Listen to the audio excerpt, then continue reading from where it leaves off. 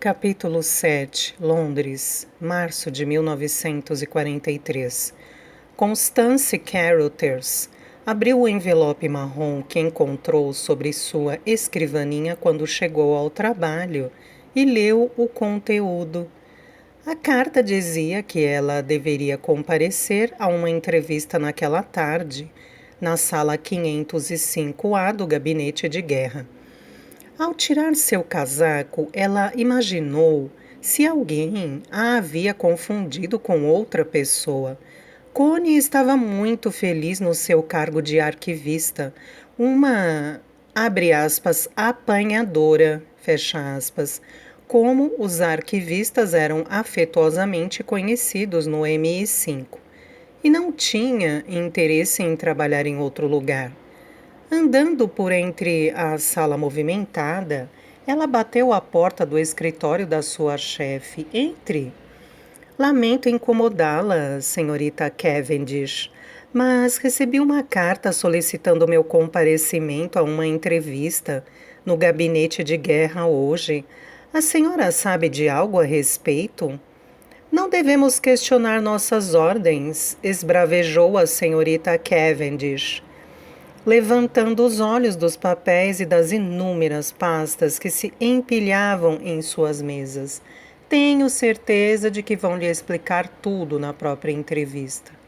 Mas, Connie mordeu o lábio, eu espero que você esteja satisfeita com meu trabalho aqui.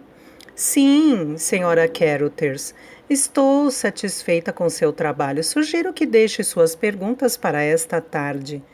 Então, devo ir? É claro que sim. Isso é tudo? Sim, obrigada. Connie fechou a porta, voltou à sua escrivaninha e sentou-se, percebendo que era voto vencido. Naquela tarde, enquanto era conduzida por entre o labirinto de passagens subterrâneas que compunham o subsolo do gabinete de guerra, o qual abrigava o coração das operações de guerra do governo britânico, Connie já sabia que aquela não seria uma entrevista qualquer. Ela foi levada a uma sala pequena e discreta, mobiliada apenas com uma mesa e duas cadeiras. Boa tarde, senhora Carothers. Sou o Sr. Potter, disse um homem corpulento de meia idade, levantando-se por detrás da mesa e estendendo sua mão por cima do tampo para cumprimentá-la. Por favor, sente-se. Obrigada. Foi informado de que a senhora fala francês fluentemente, isso é verdade? Sim, senhor. Sendo assim, importa-se se conduzirmos o resto de nossa conversa em francês? Eu não, concordou Connie, trocando o idioma. Ótimo. Diga-me como aprendeu a falar francês tão bem, indagou o Sr. Potter. Minha mãe é francesa e sua irmã, minha tia, tem uma casa em San Rafael, onde passei todos os verões da minha vida. Tem paixão pela França, então? É claro. Sinto que sou tão francesa quanto britânica, mesmo que tenha nascido aqui na Inglaterra, explicou Connie. Os olhos penetrantes do Sr. Potter examinaram seus volumosos cabelos escuros, os olhos castanhos e a forte estrutura óssea de origem gaulesa. Sim, você certamente tem o tipo físico das francesas. Na sua ficha também consta que a senhora estudou cultura francesa na Universidade de Sorbonne. Sim, morei em Paris durante 3 anos e amei cada segundo, acrescentou Connie com um sorriso. E por que decidiu voltar à Inglaterra depois de completar seus estudos? Voltei para me casar com o homem por quem sou apaixonada desde a minha infância. Interessante, disse Sr. Potter. E a senhora reside em Yorkshire atualmente? Sim, a propriedade da família do meu marido fica na região norte de Yorkshire, perto dos pântanos. Entretanto, no momento estou morando em nosso apartamento aqui na cidade, enquanto trabalho em Whitehall. Meu marido está no exterior, no norte da África. Ele é um capitão da guarda escocesa? Sim, confirmou Connie. Mas desapareceu durante sua última missão. Foi o que me disseram. Saiba que tem minha simpatia. Não tiveram filhos ainda? Não. Tivemos que adiar nossos planos por causa da guerra. Estávamos casados há apenas algumas semanas quando Lawrence foi convocado. Então, em vez de ficar sentada tricotando meias em Yorkshire, pensei que seria melhor vir a Londres e encontrar algo de útil para me ocupar. A senhora é uma pessoa patriota, senhora Caruthers? Sou, Sr. Potter. Connie disse, levantando uma sobrancelha em reação àquela pergunta tão direta. Está preparada para dar sua vida pelos países que ama? Se for necessário, sim. Fui informado também de que a senhora é boa atiradora, prosseguiu o Sr. Potter. Connie olhou para ele surpresa. Eu não diria isso, embora tenha praticado tiro na propriedade do meu marido desde jovenzinha. Diria que era o tipo de menina que preferia brincar com os garotos? Nunca pensei dessa maneira, gaguejou Connie, esforçando-se para dar respostas lúcidas àquelas perguntas tão incomuns. Mas certamente adoro atividades ao ar livre. E tem boa saúde? Sim, tenho sorte. Obrigado, Sra. Caruthers, disse o Sr. Potter, fechando a pasta. Ele se levantou. Manteremos contato, tenha um bom dia, e estendeu a mão a Connie. Obrigada, até breve. Ela respondeu surpresa com o fim abrupto da entrevista e sem ter ideia da impressão que causara naquele homem. Connie saiu do subsolo abafado e sentiu o ar da primavera soprando naquela rua movimentada de Londres. Enquanto voltava para o escritório onde trabalhava, olhou para cima e avistou os balões militares que flutuavam ameaçadoramente sobre os prédios de Londres, presos em cabos para impedir que os aviões alemães conseguissem se aproximar da cidade com facilidade. Começou a se perguntar por que havia sido chamada para conversar com o homem que se apresentou como o Sr. Potter. 3 dias depois, Connie foi novamente chamada para se sentar sob as luzes artificiais da sala 505A. Mais uma vez viu-se sob um interrogatório. Potter queria saber se ela se sentia enjoada quando viajava de carro ou de avião, quais eram seus horários de sono, se ela saberia se orientar no sistema de ferrovias da França, se estava familiarizada com a disposição das ruas de Paris. Embora nada fosse dito sobre a tarefa que tinham em mente para ela, Connie começou a ter um pressentimento definitivo. Naquela noite, ela voltou ao seu apartamento nas proximidades de Sloane Square, sabendo que, se fora bem-sucedida na entrevista, sua vida estava prestes a se transformar para sempre.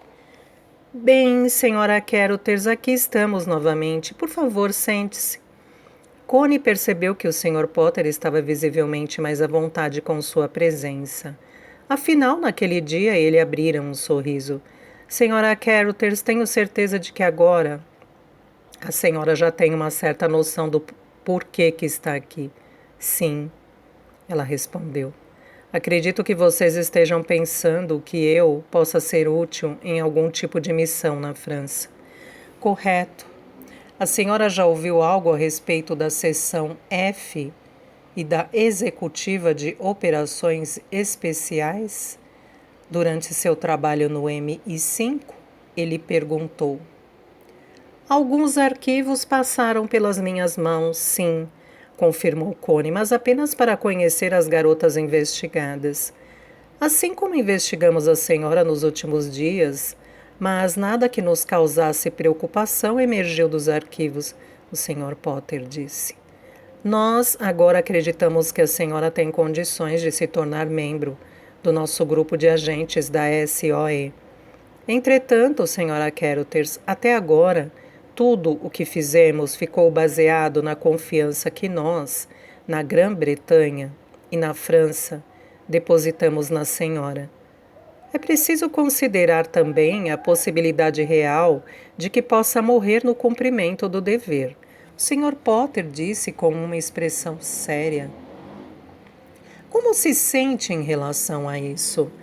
Connie, já ciente do que lhe seria pedido, sofreu uma semana de noites insones, ponderando exatamente sobre aquela pergunta e qual seria a resposta que daria a ela. Sr. Potter, acredito totalmente na causa pela qual os aliados estão lutando. E eu faria o meu melhor para nunca decepcioná-lo. Mesmo assim, também compreendo que até o momento em minha vida nunca fui testado o suficiente para responder à sua pergunta.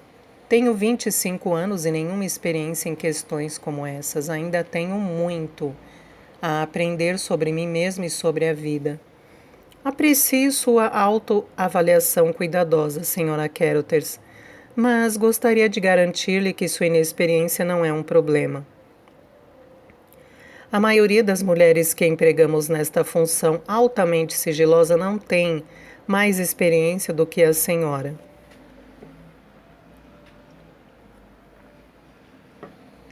Atualmente, temos uma assistente de vendas, uma atriz, uma esposa e uma recepcionista de hotel.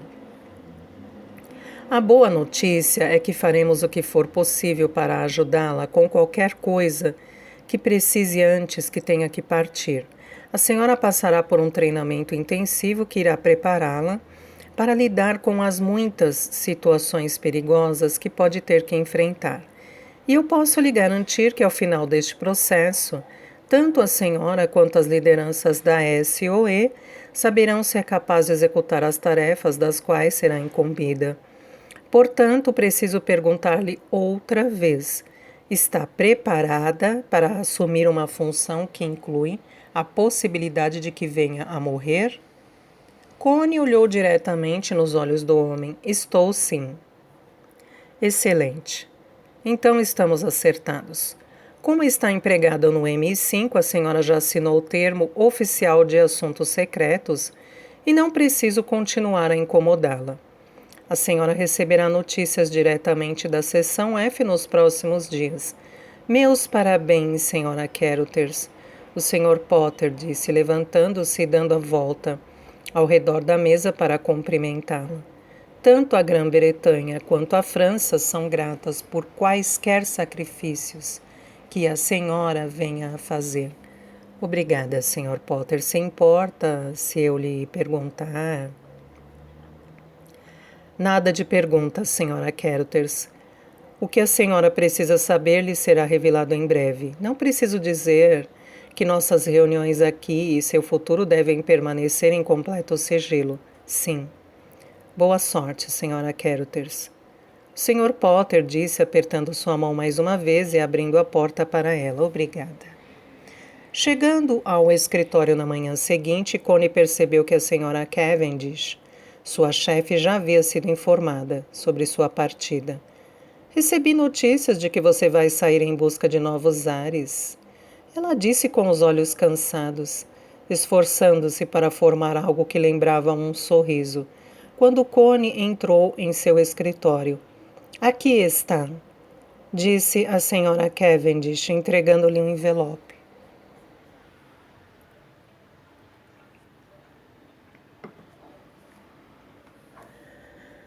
Você deve estar nesse endereço amanhã pela manhã às 9 horas.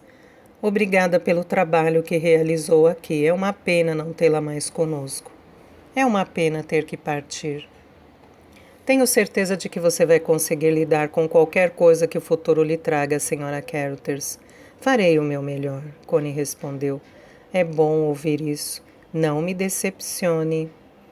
Acrescentou a Sra. Cavendish, enquanto Connie caminhava em direção à porta. Fui eu mesma quem a recomendei.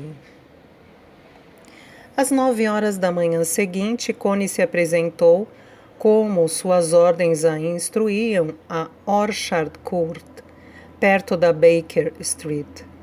Ela deu seu nome ao porteiro, que assentiu e abriu as portas folheadas a ouro do elevador. Em seguida, ele a escoltou até o segundo andar, destrancou uma porta no corredor e pediu que entrasse. Certo, senhora, aguarde aqui, por favor. Em vez de um escritório, Connie viu que estava num banheiro. Eles não vão demorar, senhora, disse o porteiro enquanto fechava a porta. Connie se sentou na borda da banheira preta, preferível que se acomodar no bidê cor de ônix. Começou a imaginar que diabos aconteceria a seguir. Após algum tempo, a porta se abriu. Me acompanhe, senhora, disse o porteiro, conduzindo-a para fora do banheiro e de volta pelo corredor até uma sala onde um homem alto, de cabelos louros, estava sentado sobre sua escrivaninha esperando por ela. Senhora Carothers, sou Maurice Buckmaster, chefe da seção F. É um prazer conhecê-la. Ouvi muitas coisas positivas a seu respeito. O prazer é meu, senhor, disse Connie, retribuindo o aperto de mão firme e tentando esconder seu nervosismo. Aquele era um homem cujo nome ela ouvira muitas vezes no M5. De acordo com as informações, o próprio Hitler havia comentado a seu respeito recentemente. Quando eu chegar a Londres, não sei quem vou enforcar primeiro, Churchill ou aquele outro homem, Buckmaster. Prefere conversar em inglês ou francês? Perguntou Buckmaster. Qualquer idioma está ótimo, confirmou Connie. Ótima resposta, ele disse com um sorriso. Bem, falemos em francês então. Agora tenho certeza de que está ansiosa para descobrir mais a respeito do que fazemos aqui na seção F. Assim vou enviá-la para falar com a senhora Atkins, que cuidará da senhora de agora em diante. Buckmaster girou as pernas por cima da mesa e andou em direção à porta. Seguindo-o, Connie percebeu sua energia e seu senso de dever enquanto ele caminhava pelo corredor até chegar em outra sala, com o ar carregado pela fumaça de cigarro. Bem, Vera, esta é Constance Carothers. Ele disse sorrindo para uma mulher de meia idade que estava sentada atrás de uma escrivaninha. Vou deixá-la sob seus cuidados. Constance, esta é a senhora Atkins, o verdadeiro poder por trás de toda a seção F. Voltaremos a conversar em breve. Buckmaster as cumprimentou com um aceno de cabeça e deixou a sala. Por favor, querida, sente-se, disse a senhorita Atkins, fixando seus penetrantes olhos azuis em Connie. Estamos felizes por sua decisão de se juntar a nós. Estou à sua disposição para responder a quaisquer perguntas que tenha e para explicar o que vai acontecer em seguida. O que você já disse à sua família? Nada, senhorita Atkins. Meu marido desapareceu durante sua última missão na África e eu converso com meus pais por telefone uma vez por semana, aos domingos. Ainda é sexta-feira, ela disse sorrindo. Seus pais moram em Yorkshire e você não tem irmãos. A senhorita Atkins lia o conteúdo de uma pasta que estava à sua frente. Isso facilita as coisas. Você dirá aos seus pais e a qualquer pessoa que lhe perguntar que está sendo transferida para a Fanny, que, como você sabe, Constância, é a divisão de enfermagem de emergência e cavalaria. Você dirá que foi convocada para prestar serviços de condução de veículos na França. Sob hipótese alguma, deve lhes dizer a verdade. Sim, senhorita Atkins. Você partirá para o treinamento em breve. Será num lugar fora de Londres. Você ficará lá durante algumas semanas. E seu progresso será monitorado por mim diariamente em todos os aspectos referente às tarefas que receberá no futuro.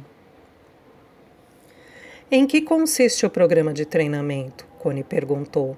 Você aprenderá todas as habilidades de que irá precisar, senhora Carothers. A senhora fuma? Ela ofereceu um cigarro para Connie. Obrigada. Ela disse, retirando um cigarro do maço. A senhorita Atkins fez o mesmo. Mora sozinha em seu apartamento em Londres? Sim. Então não haverá necessidade de mudar de endereço. Entretanto, após discutir seu codinome com o Sr. Buckmaster, decidimos que você deve usar o sobrenome de solteira de sua mãe, que, se não me engano, é Chapelle. E sua tia, por parte de mãe, que mora em San Rafael, é a baronesa do Montaigne? Sim. Connie assentiu.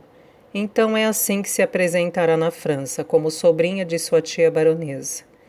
Cremos que é uma boa ideia acostumar-se com seu novo nome assim que possível. explicou a senhorita Atkins. Gostaria de ser chamada de Constance Chappell? Perfeitamente, concordou Connie. Quanto tempo até que eu vá para a França? Gostamos de treinar nossos agentes por um período de 8 semanas, pelo menos. Entretanto, dadas as condições na França e a necessidade de enviar nossas garotas até lá com urgência, pode não demorar tanto, suspirou a senhorita Atkins. Temos uma dívida de gratidão para com a senhora e as outras agentes com quem irá trabalhar, por se prepararem para executar um trabalho tão perigoso. Tem mais alguma pergunta, querida? Posso perguntar exatamente quais serão minhas atribuições quando eu chegar à França? É uma excelente pergunta, concordou a senhorita Atkins. Muitas das garotas que vêm até aqui acham que agirão como espiãs, mas não é isso que a seção F faz. Nossos agentes vão a campo para executar tarefas de comunicação e sabotagem. Nosso único objetivo é frustrar e desmembrar o regime nazista da França. A SOE trabalha junto com os maquis e a resistência francesa apoiando-os da maneira que pudermos. Entendo, mas pensei que havia pessoas com qualificações melhores que as minhas para esse trabalho. Connie disse, franzindo o senho. Duvido que haja, Constance, respondeu a senhorita Atkins em tom reconfortante. Seu francês impecável e o conhecimento de Paris e do sul do país, combinado com sua aparência gaulesa, a tornam perfeita para a função. Mas certamente essas funções são mais adequadas a homens, não são? É interessante perceber que isso não é verdade. Qualquer homem francês pode ser convocado para um interrogatório por sua milícia local ou pela central da Gestapo. Eles também podem ser revistados. Ao mesmo tempo, uma mulher que viaje pela França num trem, ônibus ou bicicleta tem uma chance muito menor de atrair atenção. A senhorita Atkins levantou as sobrancelhas e abriu um sorriso sombrio. Tenho certeza de que com sua aparência atraente, Constance, você conseguirá encontrar uma saída para qualquer problema que venha a enfrentar. Ela disse, olhando para o relógio. Bem, se não tiver mais perguntas, sugiro que volte ao seu apartamento por enquanto. Escreva uma carta a seus pais, explicando o que discutimos e aprecie aquele que pode ser o seu último fim de semana na rua Cive, durante um bom tempo, concluiu a senhorita Atkins, escrutinando-a com seus olhos azuis. Acho que você vai fazer um ótimo trabalho, Constance. E você deveria se orgulhar do que conquistou. Somente os melhores são selecionados como os agentes da seção F.